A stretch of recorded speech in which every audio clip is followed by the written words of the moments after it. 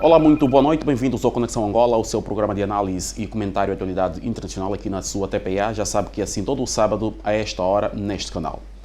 Nós levamos até assim o que de mais importante dominou os noticiários um pouco por todo o mundo durante a semana, que estará agora em análise, e para o efeito contamos com uma rede de comentadores espalhados um pouco por todo o mundo. É a eles que eu passo a cumprimentar agora, que se vão juntar à nossa conexão para conversarmos sobre os assuntos que marcaram a semana.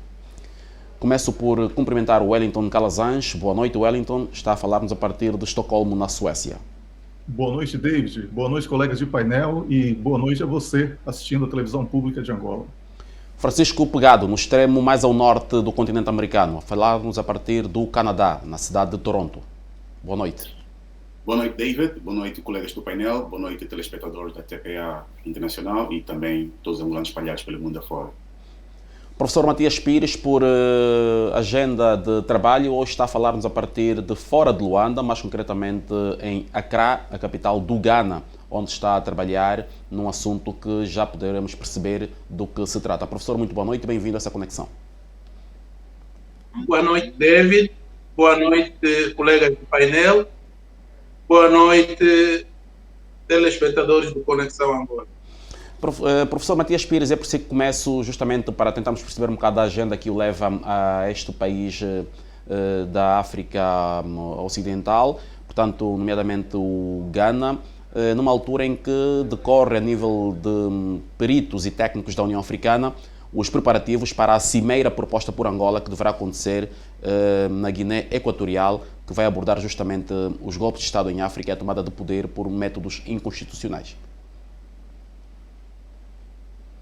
Efetivamente, nós estamos aqui no Ghana, integrados numa delegação liderada pelo embaixador Francisco José da Cruz, que é o representante permanente da República de Angola, junto da União Africana, tanto na Etiópia, para preparar a cimeira que vai acontecer no dia 28 de maio em Malabo, na Guiné Equatorial. Como o David e os telespectadores sabem, o presidente João Lourenço, na cimeira de chefe de Estado e do governo da União Africana, ocorrida no princípio de 2020, propôs uma cimeira extraordinária que teria sido realizada em maio daquele mesmo ano para discutir especificamente a situação do terrorismo em África. Como sabemos, o nosso continente vem conhecendo vários grupos terroristas que ameaçam a paz e a estabilidade. Daí a necessidade dos Estados refletir em torno deste mal. Esta iniciativa do presidente João Lourenço mereceu acolhimento, todavia, depois emergiu a Covid-19 e a cimeira não foi concretizada. E, ato contínuo, na última cimeira da União Africana, que se realizou em fevereiro deste ano, o presidente João Lourenço, através tanto de seus enviados à cimeira, voltou tanto a colocar esta questão no topo da agenda da União Africana e considerando que, para além do terrorismo, neste período, surgiu a chamada doença dos golpes de Estado. Então, o presidente João Lourenço entendeu que era importante atualizar o tema da cimeira, não para discutir apenas o terrorismo, mas também as mudanças inconstitucionais de regime ou de governos. E é no quadro da preparação desta cimeira que a União Africana resolveu realizar um fórum de reflexão aqui no Ghana para preparar, digamos assim, as ideias que serão submetidas à consideração do chefe de Estado e do governo em Malabo. E esta cimeira contou com a dignidade tanto de ter sido aberta pelo presidente do Ghana, Sua Excelência Nana Akufo-Addo, um fórum que conta com uma grande participação de delegações vindas praticamente de todos os estados africanos, instituições acadêmicas, sociedade civil, enfim.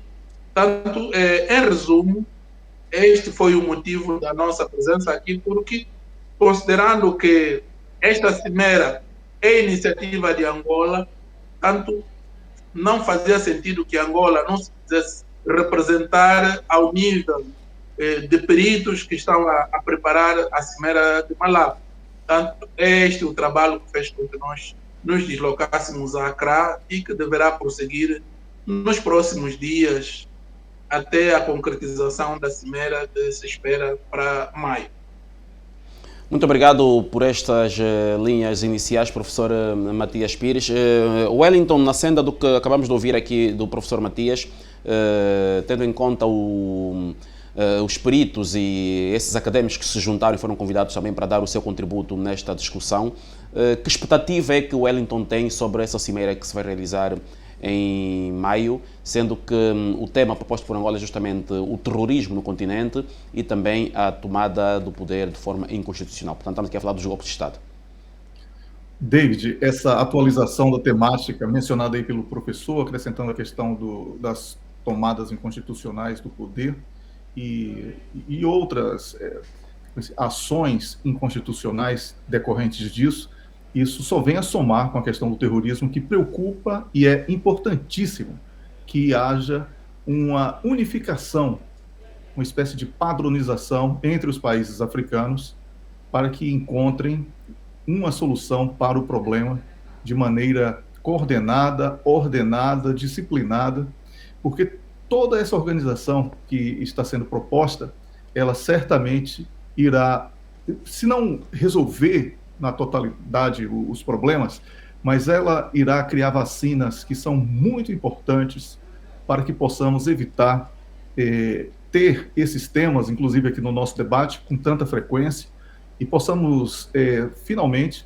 consolidar a base em cima de paz e de outros elementos indispensáveis para o progresso que tanto se deseja, né, para o continente africano como um todo. Então, David, eu considero oportuno e é sempre louvável mencionar este evento, né? E desde que ele foi aprovado, nós já estávamos com esta agenda aqui em debate no programa. Então, é muito importante, porque o combate ao terrorismo, ele se faz necessário urgentemente nesse momento em que as economias precisam de uma retomada e o terrorismo realmente desequilibra muito os países do ponto de vista socioeconômico. Então, é importante.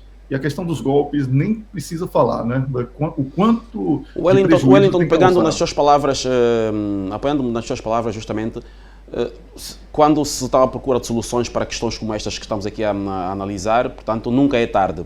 Mas o recrudescer dos golpes de Estado numa certa região do continente registrou, aliás, foi acontecendo justamente durante o ano 2021 e justamente por situações relacionadas ao terrorismo, porque, por exemplo, no Mali e na República da Guiné, as juntas militares golpistas, agora legalizadas efetivamente como governo, alegavam que os governos depostos pouco ou nada faziam para conter a onda de terrorismo que assola estes países. Parece-lhe que, a nível das chefias de governo, a nível dos Estados, houve uma certa letargia em responder na altura devida ao terrorismo? David, eu sempre falo aqui sobre a questão de entender a corrupção como um círculo que é completo. E eu acredito que portanto, Wellington está aqui a lembrar a questão, a vertente econômica das guerras. Exatamente. Eu vou chegar lá onde você me perguntou. É importante que nesse tipo de cimeira seja discutido também como punir aqueles que armam grupos, aqueles que enviam armas, aqueles que são beneficiários diretos dessas instabilidades e que não são africanos, né?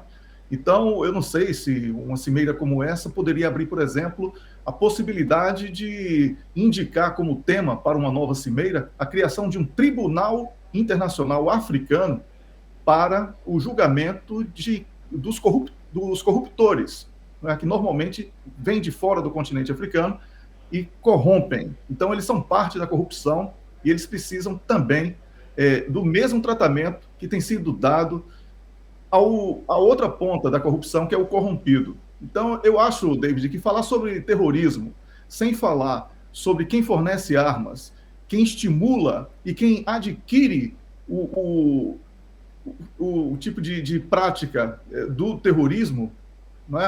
A consequência disso é roubo de petróleo, roubo de diamante, roubo de ouro e outras riquezas. Quem é que recebe esse tipo de coisa? Não é? E quem é que investe nesses grupos? Se chegarmos a isso, certamente iremos resolver o problema.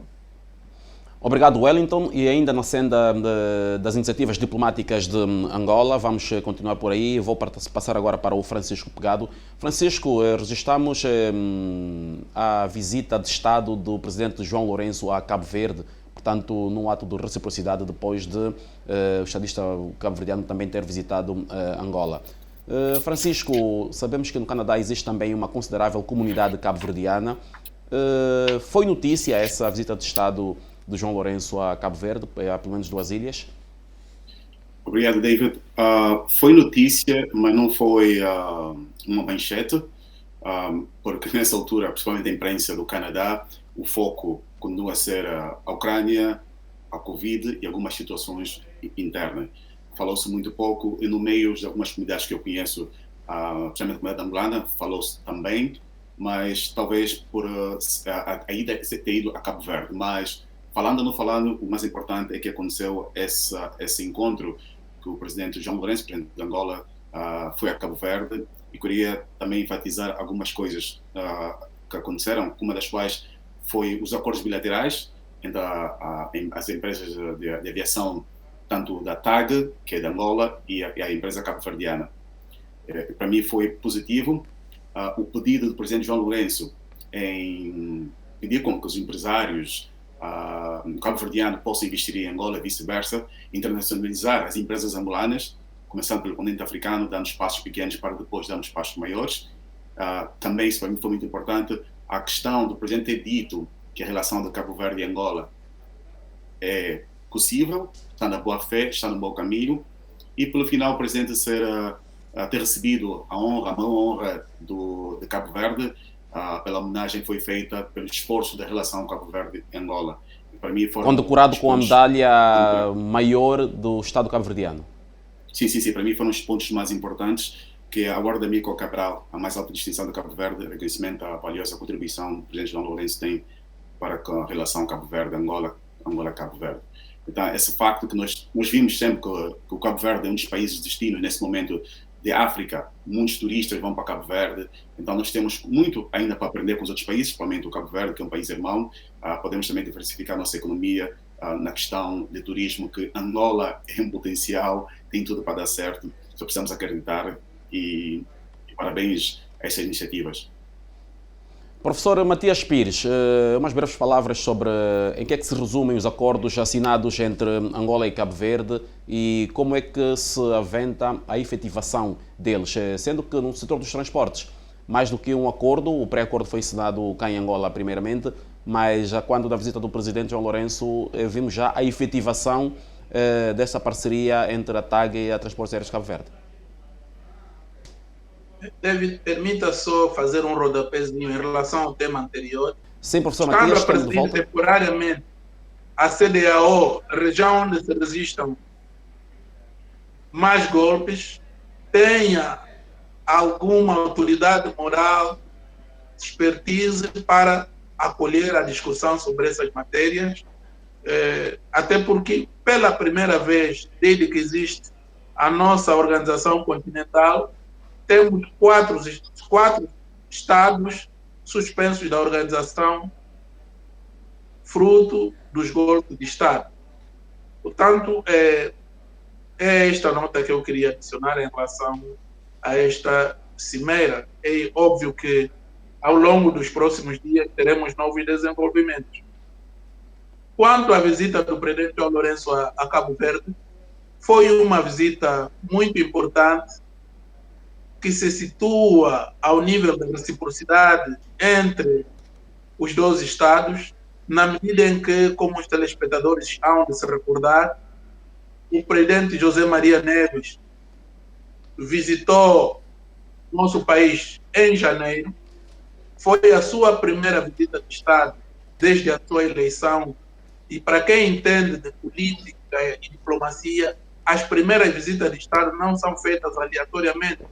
É um posicionamento claro sobre o nível privilegiado que este estadista pretende estabelecer com o nosso país. E as relações entre Angola e Cabo Verde são históricas, forjadas desde os laços, tanto que tem a ver com o passado colonial comum. Amílcar Cabral, que é o pai da independência do Cabo Verde, esteve muito tempo em Angola enquanto engenheiro agrônomo. Também, com o presidente Neto, foram recebidos na famosa audiência papal pelo Papa Paulo VI em julho de 1970. Tanto, ao lado dos dois estava também o político moçambicano Marcelino dos Santos. É importante também dizer que Angola acolhe uma das maiores diásporas de Cabo Verde e, por isso mesmo, é um país muito relevante ao nível da política externa daquele país. Outro elemento a considerar tem a ver com o facto de Angola presidir atualmente a CPLP depois da presidência de Cabo Verde. E, naturalmente, há um diálogo político-diplomático de continuidade para a concertação das agendas em prol do mandato que Angola vem cumprindo. No domínio econômico e comercial, o David falou destes acordos, mas já existe alguma presença de Angola há algum tempo, quer no setor da banca, das telecomunicações, e agora também consolida-se essa cooperação entre a TAG e a TACV, que é a empresa pública de transportes aéreos de Cabo Verde. Para além disso, a nível da supervisão do tráfego aéreo entre tanto os institutos de Angola e de Cabo Verde. De uma maneira geral, assinou-se também um acordo de promoção e proteção recíproca de investimentos, o que serve tanto de um instrumento quadro para o incentivo da cooperação econômica entre os dois Estados. Naturalmente, poderemos ter a retoma dos voos da TAG para Cabo Verde e, ao contrário de certos correntes que procuram ter um espírito pessimista ou negacionista, pensamos que este acordo potencia também a TAG na medida em que, fruto das restrições impostas pela Covid, alguma frota da TAG tem sido pouco explorada, portanto ociosa, com elevados custos de manutenção que isto representa. Daí que valorizamos este acordo, o leasing, que se situa dentro de várias outras formas de cooperação, como as operações em co-share que existem no setor dos transportes aéreos. Do ponto de vista do simbolismo das relações entre os dois Estados, podemos olhar também para o facto de o presidente Neto ter cumprido prisão em Cabo Verde e, por isso mesmo, exercido medicina também. Aliás, o maior hospital da cidade da Praia, penso que leva o nome do presidente Neto. Sim. E nós temos em Luanda uma das avenidas mais emblemáticas com o nome de Amílcar Cabral. Portanto, temos também uma outra dimensão da cooperação política que tem a ver com a experiência autárquica de Cabo Verde, que será muito relevante para Angola, que se prepara para entrar para as autarquias, tanto de governação local. O Francisco tocou num vetor importante, também tem a ver com o turismo. Cabo Verde é um país que explora muito o turismo e com uma característica que assemelha à nossa, turismo de praia, por exemplo, e nós nós temos que aproveitar esta oportunidade para aprender com os nossos irmãos cabo-verdianos, aproveitando as afinidades culturais e linguísticas que existem, porque muitas vezes nós temos a oportunidade de capitalizar as nossas potencialidades turísticas, mas não fazemos. Eu vejo, por exemplo, as pessoas visitam o Memorial do Dr. Antônio Agostinho Neto, mas não encontram um porta-chave com o fotografia do presidente Neto, uma camisola que alguém possa comprar, porque se revê na figura do presidente Neto. Aqui mesmo em Accra, onde eu estou, para fugir um pouco, há uma rua, Agostinho Neto, aqui na capital do Ghana, para dizer que há uma cultura à volta do turismo que nós precisamos criar, e nesse sentido, a visita do presidente João Lourenço, de facto, proporcionou essa ocasião da troca de experiências e de compromissos diplomáticos para o futuro. Obrigado, professor Matias Pires. Falou aqui da questão da... Sim, Francisco, faz favor. Há duas coisas que eu esqueci de mencionar, que lembrei-me também, a intenção de Angola ser membro observador da CEDEAO, tem o apoio de Cabo Verde, que Angola quer fazer parte como observador, e também a criação do Banco de Desenvolvimento dos Países de Língua Oficial Portuguesa, dos países da CPLP, desculpa, que é um banco que vai poder unir estes países irmãos dos 5 países, que também é uma ideia de Angola. São também dois pontos que eu quero aqui realçar. Obrigado, Francisco, e é consigo que vamos continuar agora mudando de tema, olhando para a situação no leste da Europa, a situação entre a Ucrânia e a Rússia, e que também envolve a União Europeia e os Estados Unidos da América. Nessa questão de reciprocidade, esta semana vimos o Kremlin a emitir uma lista de sanções, portanto, contra figuras norte-americanas, entre as quais, inclusive, até a própria Hillary Clinton, antiga secretária de Estado e candidata presidencial. Mas aqui o destaque vai mesmo para o presidente Joe Biden, que está nessas sanções de viagem à Rússia. E, por arrasto, o Canadá também está nesse rol de sanções. Francisco falava há instantes que as notícias que dominam aí neste momento é justamente essa questão da Ucrânia, e certamente este é o assunto que está por cima da mesa. Oh, sim. Já esperava-se destas sanções, e acredito eu, não lembro qual foi a semana, mas já foi dito aqui no Conexão Angola que a Rússia iria responder. Eu, Francisco Pegado, não estou surpreso com essas sanções. Fala-se de 13 pessoas ou 13 entidades americanas, incluindo o presidente Biden, e aqui fazem agora uma brincadeira que o presidente Biden, o último nome tem Biden Jr., então dizem que esse nome que foi posto anunciado pela Rússia é do pai do Biden, não do Biden, porque faltou o Jr. no final. É a brincadeira que se faz isso, quer dizer que o Biden pode ir para a Rússia e nada vai acontecer. Mas a gente sabe que esse erro ou não erro, a direção era o presidente norte-americano, e como disse muito bem David, o Canadá também foi sancionado, incluindo o primeiro-ministro Justin Trudeau, o chefe do exército do Canadá, a ministra da Defesa, a ministra das Finanças, a maior parte dos líderes dos partidos no Canadá, todos foram sancionados. Isso aconteceu porque o presidente da Ucrânia teve mais de uma hora a falar para o parlamento canadiano. Foi ovacionado em pé, e o governo do Canadá fez uma quarta sanção e disse que estaria disposto a usar a ajudar a Ucrânia até o fim. E a resposta?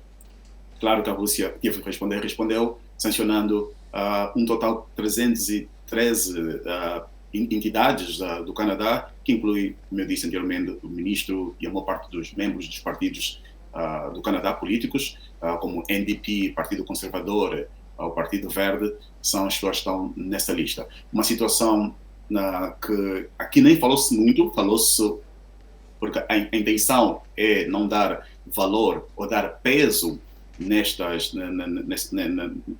intenção da Rússia, porque, mais uma vez disse, já se esperava que a Rússia ia responder, e todos os países responderem ou aceitarem dar esse tempo de antena para o presidente ucraniano, falar para o parlamento e pedir ajuda, de certeza que a Rússia vai responder. Mais uma vez, o presidente ucraniano pediu que o Canadá aumentasse a ajuda, fez algumas analogias, como o CN Tower, que é um dos maiores símbolos do Canadá, fosse destruído pelos russos. Vancouver, uma das cidades maiores do Canadá, foi destruída pelos russos. Fez essas analogias para que o Canadá ajudasse na sua ideia de ter os mísseis e ajudar a não ter um fly zone na área da Ucrânia. Isso já sabe que os Estados Unidos já disse que não, e uma parte dos membros da NATO já disseram que não. Então, esse é o meu desfecho nessa questão da pergunta feita pelo David.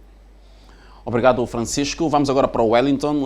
Wellington, olhando aqui para essa situação de crise que opõe a Ucrânia à Rússia, esta semana continua a ser de intensas movimentações diplomáticas. Tivemos na Ucrânia os primeiros ministros da Polónia, Eslovénia e República Checa, e como disse o Francisco, Volodymyr Zelensky discursou para o Parlamento canadiano por videoconferência, discursou para a Câmara dos Representantes nos Estados Unidos da América, discursou para a União Europeia na semana passada, discursou para a Alemanha nesta semana, e sempre fazendo essas analogias, como disse.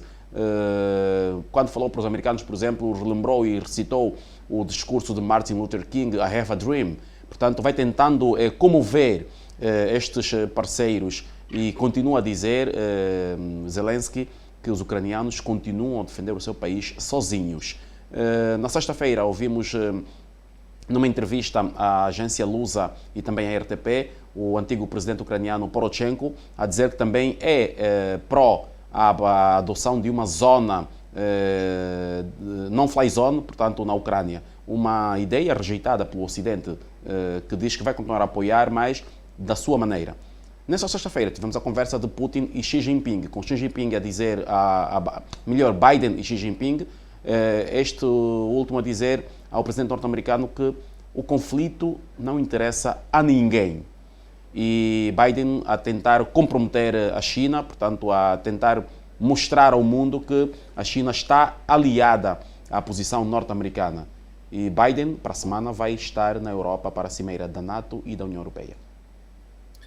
Pois é, muitas coisas. Você fez uma síntese realmente perfeita. O que estamos vendo é sobre as aparições do Zelensky nos parlamentos e nessas conferências online que ele tem feito, é que ele tem usado com muita propriedade os dotes de humorista que ele possui, é um ator. Então ele consegue, porque o drama também é um dos elementos do humor, não é? E eu acredito que ele tem estudado bem a lição de casa, esteja apresentando aí as suas peças de humor diante de um pedido de abertura de fechamento do espaço aéreo, que já foi negado por todos e por razões óbvias, já ditas aqui no programa exaustivamente por mim e pelo professor Matias, que ninguém vai brigar com a Rússia, ninguém quer briga com a Rússia. A questão na Ucrânia, ela se dá com a administração russa hoje. Já retirou boa parte dos militares, está usando as armas que eram dos ucranianos, reduzindo os custos e está aguardando os primeiros sinais da inflação na quarta semana, porque isso vai mudar muita coisa, não nos governos, mas nas populações aqui da Europa. Aqui na Suécia, por exemplo, os preços dos alimentos, dos combustíveis, já tiveram alta significativa. Então, isso vai ser refletido não só aqui, que é um país que pouco depende da energia elétrica da Rússia, porque tem energia nuclear, enquanto na Alemanha, por exemplo, é com o gás russo.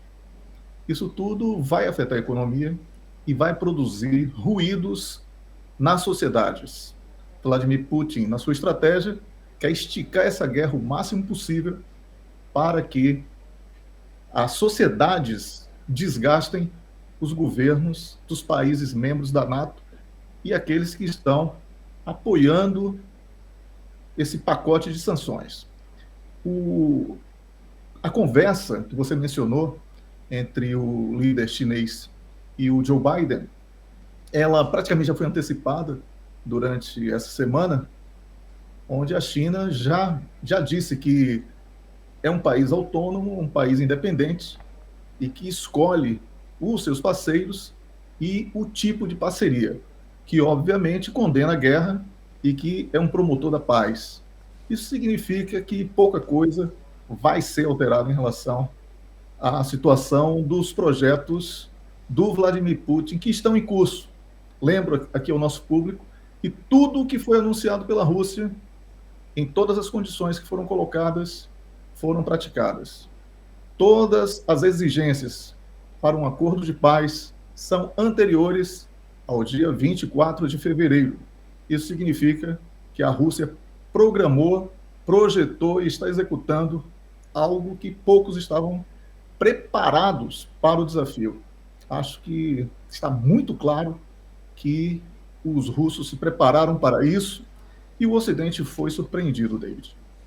Wellington, China, França, na conversa que Macron teve agora também nesta sexta-feira com Vladimir Putin, mas sobretudo Turquia. Portanto, há aí este grupo desses, e também Israel, esses 4 países que vão tentando ganhar espaço no sentido de mostrarem que a diplomacia destes países é que terá a chave para o fim deste virar de costas entre Rússia e Ucrânia. E aqui a maior crítica recai para as Nações Unidas, que estão a ser citadas por vários órgãos e vários analistas como nada estando a fazer para evitar estas mortes, essas deslocações de pessoas, esta onda de refugiados. E lembramos, Wellington, sem quaisquer sensacionalismos, que os vários conflitos em África e também, sobretudo, a questão da crise humanitária no Iêmen vão passando ao lado, e nessa situação da Ucrânia já o Ocidente quer falar na maior crise humanitária do pós-Segunda Guerra. Olha, David, fica parecendo até que é uma coisa pessoal contra o Antônio Guterres. Coitado, não é. Ele só está no lugar errado na hora errada. Ele não tem condição de estar nas Nações Unidas, pior no momento de pandemia e depois essa tensão envolvendo potências mundiais. O continente africano, para ele, sempre foi apenas um detalhe. Ele sempre achou que as notas de lamento e repúdio que emitia teriam algum efeito. Eu, que estava de perto de um dos acontecimentos na África Ocidental, sei exatamente o que isso representa na prática, absolutamente nada. E agora que essa crítica é mundial, eu espero que todos os países façam uma reflexão profunda sobre o perfil de quem vai assumir o posto de secretário-geral de um órgão como as Nações Unidas. Porque o Antônio Guterres jogou por terra toda a expectativa dos países de língua portuguesa, incluo aí o Brasil, né, que é o país onde eu nasci, e tem feito um trabalho pífio, medíocre, e eu acredito que ele reza todos os dias para passar logo o mandato dele para ele entregar.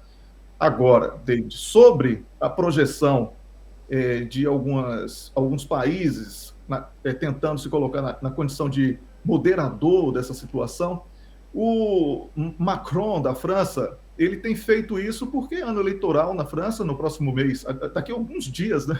Podemos até falar assim, contagem regressiva, ele vai ser submetido ao crivo popular.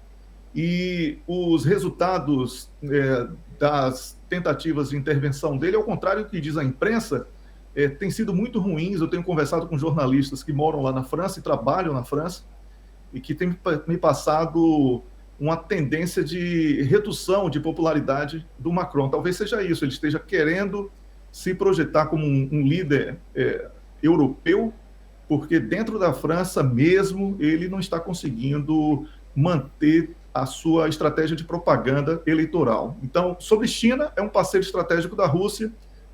Acho difícil que a Ucrânia queira como um moderador.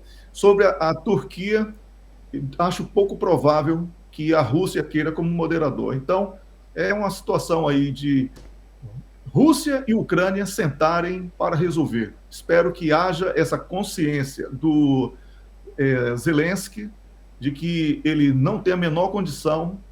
Ele já admitiu, pelo menos, que a Ucrânia não deverá ser membro da NATO. Isso foi um passo muito positivo, que eu encaro como o primeiro sinal de rendição. E eu espero que essa rendição seja feita o mais rápido possível para evitar perdas de civis, porque é o que está acontecendo nesse momento. Obrigado, Wellington. Professor Matias, estamos à terceira semana de tensão entre estes dois países vizinhos e com povos irmãos, portanto, muitos ucranianos na Rússia, muitos russos na Ucrânia. Lembrando que a própria língua materna de Zelensky é o russo. Nestas comunicações que ele faz para o mundo, vai tentando falar em inglês justamente para comover estes parceiros, mas faz várias comunicações para os seus concidadãos em ucraniano. Onde é que a diplomacia está a falhar para que essa situação se arraste tanto tempo? No próximo dia 24, portanto, a próxima semana, quando ocorrer as cimeiras da União Europeia e também da NATO, estaremos a completar um mês de efetivo desde que começou essa intervenção especial militar russa em território ucraniano. Efetivamente, nós caminhamos para um mês desde que eclodiu essa guerra. O mundo observa com alguma apreensão, porque todos os dias não sabemos o que acontece no dia seguinte, mas começamos a sentir, ainda que timidamente, alguma distensão. Como disse o Wellington, há essa manifestação de Zelensky de tanto abdicar da sua adesão à NATO, mas pode ser um blefe, daí que continua a ser importante esperar os futuros desenvolvimentos. Eu podia retomar aqui também a questão sobre o papel das Nações Unidas. Professor, justamente atendo nas suas palavras, justamente falando dessa questão desse provável ou possível blefe, das várias exigências que a Rússia fez à Ucrânia, já deu sinais de cedência, mas o que está agora por cima da mesa é mesmo que a Ucrânia tenha de alterar a sua Constituição, deve convir na sua Constituição este papel de neutralidade e que não haja intenção de aderir à NATO. David, nós temos estado a alertar que enquanto a Rússia não conseguir uma posição de peso em termos de correlação de forças em território ucraniano, não teremos acordo. E o que acontece é que Zelensky pode eventualmente assumir o compromisso político de alterar a Constituição e assumir a neutralidade, mas um processo constitucional tem uma burocracia própria. Não se altera uma Constituição no meio da guerra, porque os órgãos de Estado não estão a funcionar em condições normais. Tá? O que poderá acontecer é, primeiro, um acordo político rubricado entre as partes e depois cumprir o roteiro que for definido nas negociações para ir concretizando os compromissos políticos que forem assumidos. E, nesse sentido, as Nações Unidas, mais do que conformar-se, porque é aquele provérbio do favo de mel que está, tanto sobre a mão e a mão não pode virar para, tanto, recuperar o mel que vai escorrendo por trás da mão, sob pena do favo cair, mas pode exercer uma magistratura de influência, quer ao nível da opinião pública a favor da paz, quer através tanto de negociação de bastidores com alguns líderes que possam eventualmente oferecer-se a mediar esse conflito. Porque em relação a Macron, para além da obrigação natural de se focar na eleição ao nível da política interna, tem ainda a presidência da União Europeia, e isso faz com que a tentativa de resolver o conflito seja eventualmente um exercício de charme para tirar ganhos internos. Mas a Rússia está firme. Quanto à China, ele tem um engajamento muito anterior a esse conflito. Conhecemos a políticas sobre a Rota da Seda, que é um dos princípios sagrados da nova política comercial da China, e não pode perder um aliado estratégico como é a Rússia. Também seria muito triste a China, que há muito pouco tempo estava a ser acossada pelos Estados Unidos por causa de Taiwan, fosse vergar-se e realizar uma política que depende dos Estados Unidos. E é alerta os telespectadores que é assim que os Estados Unidos agem. Como é que um Estado soberano vai abdicar da sua capacidade de independência e ser coagida a agir mediante desejo de um Estado terceiro, que são os Estados Unidos da América? Portanto, o que é que está a falhar na diplomacia, que é esta pergunta do dedo? A diplomacia falhou quando não conseguiu impedir a guerra.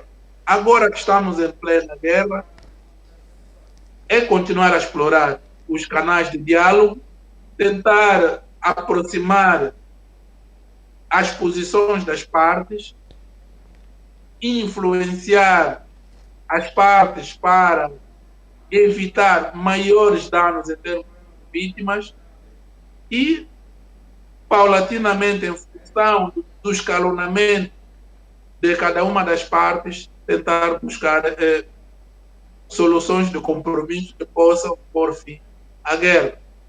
Entretanto, é importante também aqui observar que a Rússia, por ter preparado essa operação de alguma forma, com antecipação, manifesta agora um certo conforto em relação ao regime de sanções que lhe foram impostas e vai trabalhar no sentido de produzir um efeito ricochete para estes mesmos estados, dada a vitalidade tanto dos recursos que a Rússia fornecia a esses destinos.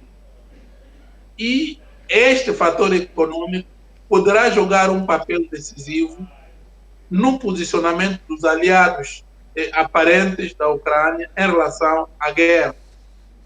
E em relação à pretensão da zona de exclusão aérea, a Ucrânia deve perceber que, apesar de toda a disputa ideológica e estratégica que existe entre a Rússia e os Estados Unidos, existem alguns compromissos estratégicos de que os dois não podem abdicar. E, por isso mesmo, apesar destas sanções recíprocas, haverá sempre uma zona vermelha de ruptura entre os Estados Unidos e a Rússia. Portanto, penso que esta zona, esta linha vermelha, nunca será tocada entre as partes. Obrigado, professor. Volto ao Wellington.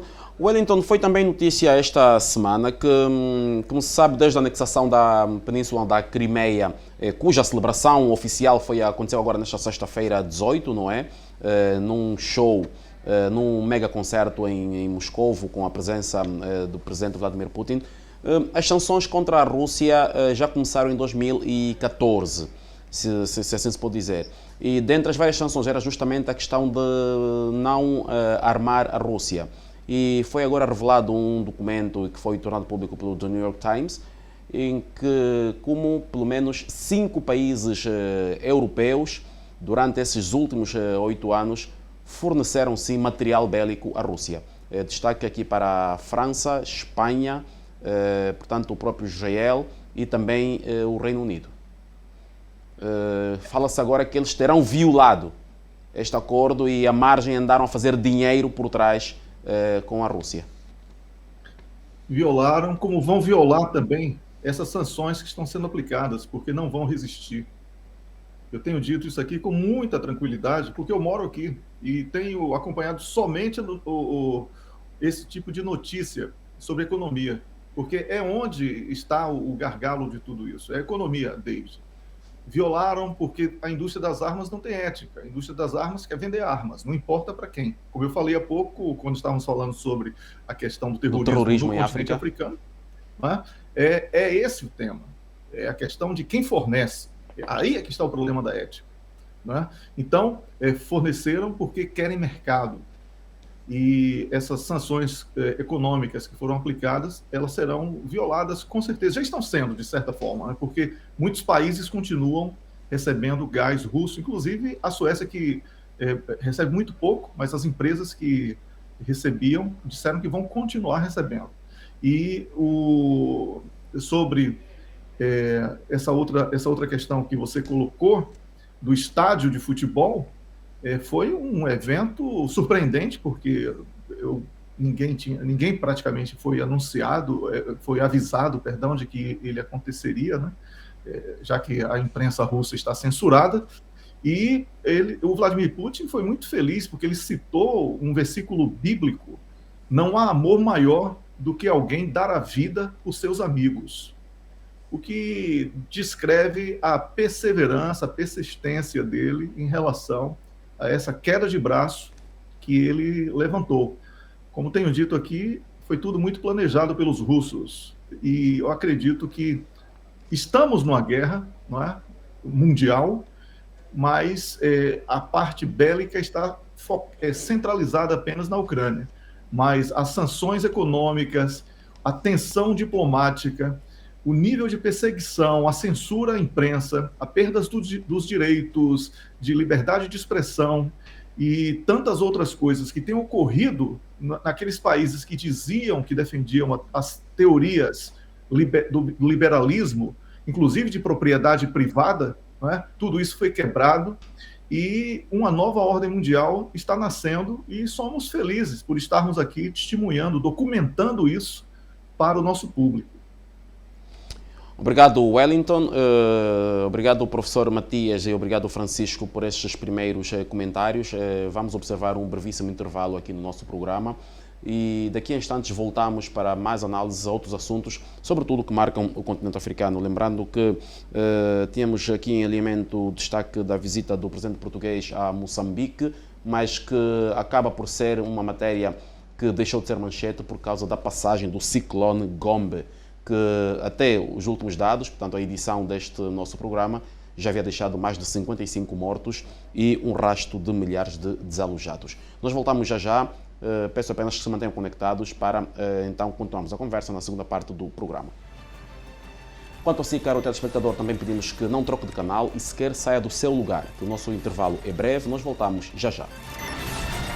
Conexão Angola volta dentro de instantes.